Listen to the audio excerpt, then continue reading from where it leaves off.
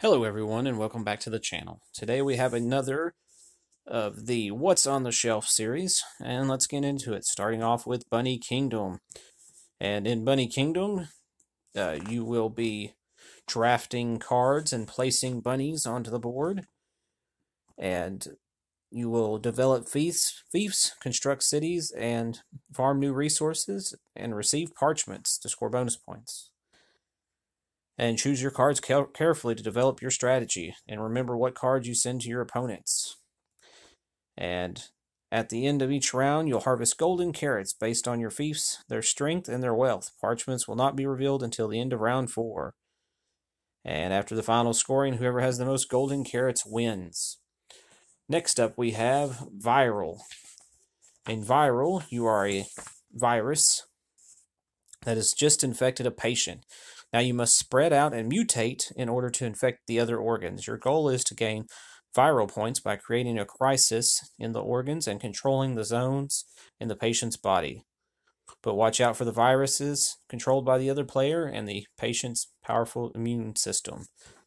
And whoever has the most viral points at the end of 6 rounds wins the game.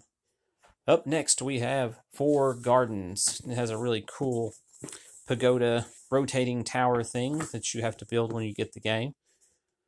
But in Four Gardens, you're trying to accumulate the most points by completing landscape cards and finishing sets. These finished sets are called panoramas, and they create a panoramic view of your garden. Your score at the end of the game will be the total of the goodwill you have earned from the 4 gods,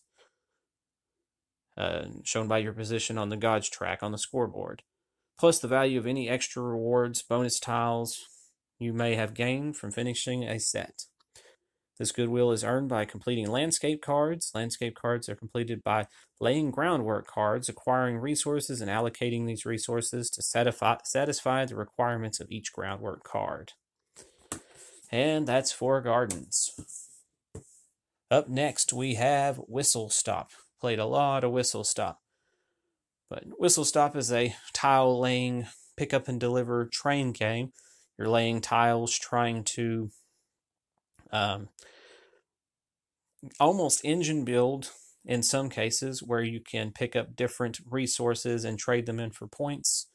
Along the way, you'll pick up stocks in different companies that might be worth points at the end of the game, or bonus points at the end of the game. Whoever has the majority share gets points, but there's also a random scoring tiles set at the end that you're trying to go to with specific resources, or there is some for trading in stocks.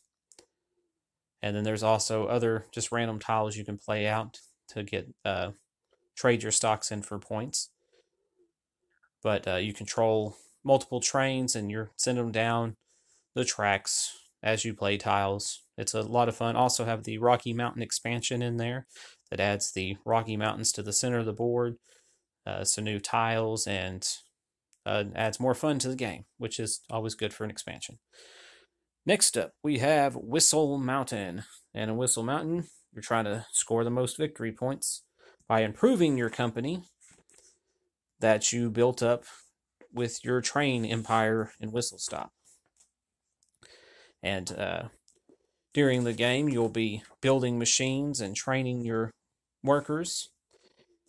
And the higher you build, the more the faster the snow will melt, and the water levels will rise and stop your machines on the lower levels from working. And that's pretty much Whistle Mountain. It's a little different. You're building up instead of over. And it says you will do a main action, collect, and then you have airships you can dock, and all kinds of fun stuff. After that, we have Warhammer Underworld Shadespire, a fast-paced game of tactical arena combat.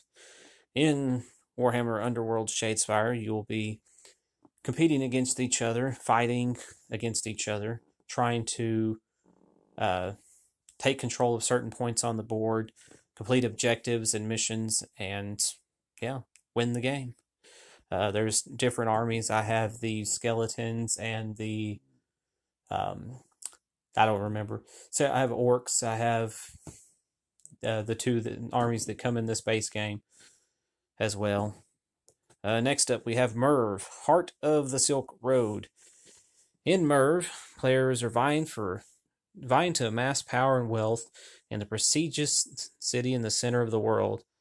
Through careful court intrigue, timely donations to the Grand Mosque, and securing favorable trade deals, players attempt to redirect as much of that prosperity as possible into their own pockets. Meanwhile, beyond the city walls, Mongol hordes approach. If you help construct the city walls, you can give up on precious opportunities to build up your own stature, but leave it unprotected, and you will burn with the city. Every decision is weighty, and consequences of each misstep are dire. Will you rise to prominence or fade into oblivion? Next up, we have Tungaru.